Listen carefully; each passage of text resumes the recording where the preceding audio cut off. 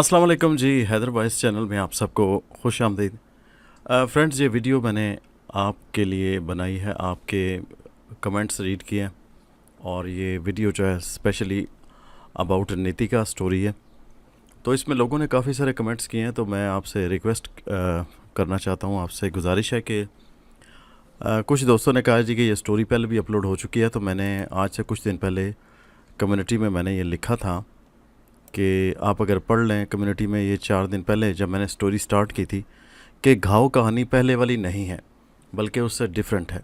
आप पूरी सुन लें, उसके बाद फ़ैसला कीजिएगा। और अंबरनाग मारिया कहानी, वो उसको ख़त्म नहीं की, थोड़ी देर के लिए रोकी थी, उसको भी अब दोबारा अपलोड होगी वो, ठीक है। और दूसरी बात यह है कि मैंने ये आपको बताया था कि ये जो कहानी है नीतिका, ये आज से 2-3 साल पहले हैदर वॉइस पे मैंने इसको स्टार्ट करना चाहा था, लेकिन मैंने थोड़ी सी स्टार्टिंग की थी, तो उसके बाद फिर मैंने सोचा कि उस वक्त ज़्यादा लॉन्ग स्टोरीज़ का इतना ज़्यादा ट्रेंड नहीं था, लोग जो है वो ज़्यादा सुनते नहीं थे, तो मैंने स्टार्टिंग इसकी ली थी। उसके बाद फिर मैंने स्टोरी ख़ुद लिखी थी और आगे जो स्टोरी थी वो इस जितनी लंबी स्टोरी वो नहीं है, ठीक है। और उसका नाम भी घाव मैंने चूज़ किया था, तो वो स्टोरी मेरी ही लिखी हुई है। सिर्फ स्टार्टिंग जो थी मैंने इसी को स्टार्ट किया था, लेकिन जस्ट थोड़ी सी जो है वो एक नौजवान का किस्सा था, वो घर से किस तरह आउट होता है, तो आगे उसको मैंने फिर अपने अंदाज से लिखा था। तो इस लिहाज से ये स्टोरी जो है उससे मुख्तलिफ है। आप जब इसको सुनते हैं थोड़ा सा तो आप समझते हैं कि ये वही है, लेकिन ऐसा नहीं है। ये स्टोरी अभी काफ़ी लंबी है, अभी ये हाफ़ भी नहीं हुई स्टोरी, ठीक है ना। तो आप इसको पूरी तरह सुन लें, उसके बाद आप डिसाइड कीजिएगा। बल्कि जिन्होंने वो स्टोरी सुनी हुई है उनको तो ये थोड़ी सी 1-1.5 घंटे की सुनने के बाद पता चल जाता है कि ये उससे डिफरेंट है स्टोरी। तो काइंडली आप कमेंट करने से पहले ये थोड़ा सा इसको समझ लें कि ये स्टोरी वो नहीं है, डिफरेंट है। हाँ, इसको मैंने घाव 2024 का नाम इसलिए दिया है कि घाव जो है मैंने इसी से इंस्पायर होकर लिखी थी, इसलिए मैंने इसको घाव का नाम दिया है 2024। बेसिकली इस कहानी का नाम नीतिका है, ठीक है ना। तो ये जो कहानी है घाव मेरी स्पेशली लिखी हुई थी, ये नीतिका मेरी नहीं लिखी हुई, एम ए राहत साहब की लिखी हुई है। और इसको मैंने नीतिका और इसको मैंने उससे रिजेंबल किया है घाव 2024, ठीक है। ये कहानी बिल्कुल मुख्तलिफ है। आप जब सुनते हैं ना इसको, पहला इसका ये एपिसोड सुनते हैं, तो वो जब घर से निकल जाता है एक रीज़न की वजह से, वहाँ से ये स्टोरी टोटली चेंज हो जाती है, ठीक है ना। इसी तरह एक साया कहानी थी, वो भी मैंने जो है वो खुद ही लिखी थी। और उसके बाद साया कहानी को मैंने जो है वो उसके बाद जिस स्टोरी से इंस्पायर होकर लिखी थी वो मैंने हैदर वॉइस 2.0 पे अपलोड की थी, तो आप उसको भी चेक कर सकते हैं, साया के बाद जो दूसरी अपलोड हुई थी। तो ये नीतिका जो कहानी है ना, ये उससे डिफरेंट है, मुख्तलिफ है। अब इस स्टोरी के बारे में मैं आपको बता देता हूँ। ये स्टोरी मैंने बहुत पहले पढ़ी थी अपने कॉलेज के टाइम में, तो मुझे बहुत अच्छी लगी थी स्टोरी। ये बहुत खूबसूरत स्टोरी है। ये बेसिकली एक नौजवान की स्टोरी है जो बहुत अमीर ख़ानदान से ताल्लुक़ रखता है, यानी कि उसका वालिद जो है वो समझ लें कि नवाबों से भी ज़्यादा उसके पास दौलत है। और उसको जो है उसके भाई जो है उसके साथ थोड़ा सा उससे जेलसी करते हैं जिस तरह भी। तो वो जो है लड़की एक उसकी कज़न होती है, उसके साथ उसके बड़े भाई की शादी तय होती है। तो लड़की ख़त लिखती है इसके वालिद को कि मैं उससे शादी नहीं करना चाहती बल्कि इस सरफराज से करना चाहती हूँ। तो इस सरफराज को बिल्कुल मालूम नहीं होता कि वो लड़की मुझसे शादी करना चाहती है, ज़ुलेखा। ये शिकार पे गया होता है, जब शिकार से वापस आता है तो इसका वालिद इसको बिठा लेता है कि इस तरह जो है अगर ऐसी बात थी तो तुम मुझे बताते। तो इसको पता ही नहीं होता, ये कहता है मुझे तो ऐसी कोई ख़बर नहीं है कि वो लड़की मुझसे प्यार करती है और मुझे। तो इसका वालिद जो है ना वो कहता है अच्छा चलो तुम्हें नहीं मालूम ना, तो अब उस लड़की ने कह दिया कि मैंने शादी करनी है, मेरी भतीजी ने, तो अब तुम मुझसे शादी करो। तो ये कहता है कि बात तो इसकी जायज़ होती है कि मर्ज़ी भी उसकी है और आप पहले सज़ा भी मुझे सुना रहे थे, तो अब आप उसी के फ़ैसला मुझ पे सादिर कर रहे हैं, तो मुझसे मेरी मर्ज़ी तो पूछ लें।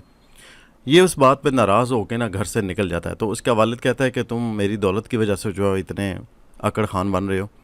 तो ये दौलत ठुकरा के निकल आता है घर से। तो ये पार्टीशन से पहले किया, हिंदुस्तान और पाकिस्तान उस वक्त एक ही थे, एक ही कंट्री था, उस वक्त की ये कहानी लिखी हुई है। तो ये दिल्ली के एरिया में जाता है एक दोस्त के पास, फिर वहाँ से निकलता है, एक बूढ़ा इसको ट्रेन में मिलता है, वो एक नवाब का मुलाजिम होता है, वहाँ पे चले जाते हैं वो। फिर नवाब साहब के घर में ये मतलब एज अ ड्राइवर वहाँ पे होता है। वो उसकी लड़की एक बड़ी नकचड़ी होती है जिसका नाम कौसर है। वो इसके साथ बड़ा बुरा सलूक करती है। वो बड़ी ज़िद्दी और अक्खड़ किस्म की लड़की होती है।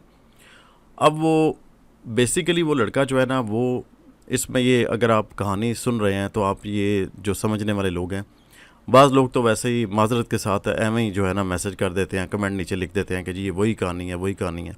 उनको समझ होती कोई नहीं है, वो ऐसे ही जो है ना थोड़ा सा सुन के ना या बग़ैर कोई समझे सोचे कमेंट कर देते हैं। अगर आप थोड़ा सा इसको कहानी को समझें तो वो लड़का एक हैंडसम लड़का है और हर लड़की उसकी तरफ मुतवज्जो हो जाती है, चाहे वो अंग्रेज़ लड़की है चाहे वो लोकल लड़की होती है। तो वो जो है उनकी तरफ मुतवज्जो नहीं होता। वो कहता है कि ये जो है ना, मैं जब तक कुछ बन ना जाऊं, जब तक मेरी कोई हैसियत ना हो। और बेसिकली वो ये बताया कि वो जो ये समझता है कि लोग ट्रस्ट नहीं करते, क्योंकि मेरे वालिद ने मुझ पर ट्रस्ट नहीं किया था। उन्होंने मुझे सोचे समझे बगैर एक तो इल्ज़ाम लगाया, और ये तो इस दुनिया में जो आप पे एतमाद करने वाले लोग हैं वो बहुत कम मिलते हैं। तो वो हर लड़की उससे करीब होने की कोशिश करती है, लेकिन जब वो थोड़ा सा उसको आजमाता है तो वो एकदम से वो उससे बेवफाई पे या वो उससे ट्रस्ट नहीं करती।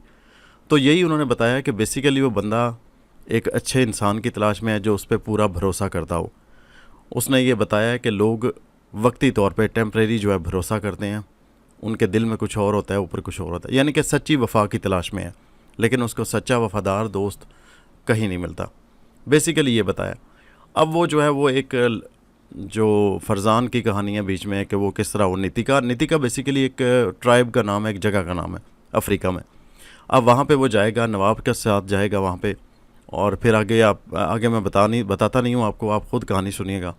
वहाँ से वो हीरे वो जिस जगह पे फरजान ने हासिल किए हैं वो हासिल करने की कोशिश करेगा, और फिर आगे एंड में बड़ी मज़े की ये कहानी है। एंड इसका अच्छा है, आप सुनिएगा। हर जगह पे ये इसकी और कौसर की लड़ाई झगड़ा भी होता है, और बड़ा एक किस्म की रोमांटिक स्टोरी भी है। डिफरेंट लड़कियाँ उसके पास आती हैं और उस पर जो है वो उनकी नज़र इल्तफ़ात होती है और उससे इम्प्रेस हो जाती हैं। तो बड़ी अच्छी एक कहानी भी है, बहुत इंटरेस्टिंग कहानी है। एक बंदा शुरू कर लेना सुनना तो फिर छोड़ता नहीं है। तो ये अभी समझ लें कि हाफ भी नहीं हुई, आप इसको सुने, इंशाल्लाह ये जल्द कंप्लीट हो जाएगी। और साथ साथ अंबरनाक मारिया भी चलेगी, उसको भी अपलोड करूँगा। मुझे पता है कि दोस्त इंतज़ार कर रहे हैं, मैं उनसे माज़रत चाहता हूँ। जब एक स्टोरी देखें, बात यह है कि अब सिर्फ अंबरनाक मारिया ही तो हैदराबाद इस पर नहीं चलानी, दूसरी स्टोरीज़ भी तो चलानी है। तो इस तरह अंबरनाक मारिया भी साथ में चलाऊँगा, दूसरे दोस्तों की भी जो डिमांड्स हैं उनको भी साथ लेके चलेंगे। तो इंशाल्लाह अंबरनाक मारिया भी जल्द आज कल में ही अपलोड होगी, इंशाल्लाह आप देखेंगे ये भी अपलोड होगी। मलिक सफदर साहब की कहानी आज अपलोड हो चुकी है, और उसके बाद इंस्पेक्टर साहब की भी, और कुछ डिफरेंट स्टोरीज़ भी जो सिंगल स्टोरीज़ थी जो हैदरवाइज पे पहले अपलोड हुआ करती थी वो भी अपलोड होंगी। लेकिन साथ ये जो कुछ दोस्त जो डिमांड करते हैं ना इस तरह की जो लॉन्ग स्टोरीज़ होती हैं ये भी साथ चलती हैं। तो इंशाल्लाह वो सिंगल स्टोरीज़, हॉरर स्टोरीज़ वो भी साथ साथ चलेंगी। और उसके अलावा जो है उर्दू कॉर्नर 2.0 पे आज मलिक सफदर रियाज साहब की नई कहानी अपलोड हो चुकी है, गड़े मुर्दे। आप ये भी चेक कीजिए, बहुत अच्छी कहानी है। और आप नीचे जो कमेंट्स करते हैं पाकिस्तान से, इंडिया से, दूसरे जगहों से, वो लोग बताते हैं कि हम फ़लाँ काम करते हुए सुनते हैं, कोई सिलाई कढ़ाई करते, कोई काम करते, कोई ड्राइविंग, कोई कुछ करते हुए, तो बड़ा अच्छा लगता है। आपकी फ़ीडबैक जो है हमारे लिए बहुत हौसला अफ़ज़ा होती है। और उसके अलावा जो है ये उर्दू कॉर्नर पे भी स्टोरीज़ अपलोड होती हैं साथ साथ, ये काफ़ी अच्छी अच्छी शॉर्ट स्टोरीज़ अपलोड होती हैं, आप ये भी साथ साथ देखिए। और इसके अलावा इंस्पेक्टर नवाज़ ख़ान की भी वो स्टोरीज़ भी हो रही हैं।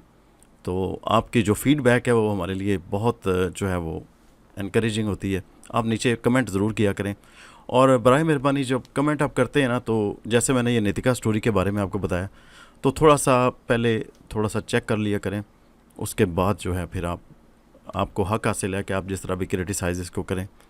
और बाकी अगर आपके इनकरेजिंग कमेंट्स होते हैं तो आपका बहुत बहुत शुक्रिया। कोई भी सलाह मशवरा आप नीचे फ़ीडबैक कमेंट्स में ज़रूर दीजिए, और इंस्टाग्राम पे भी, ईमेल एड्रेस पे भी। आप सबका शुक्रिया।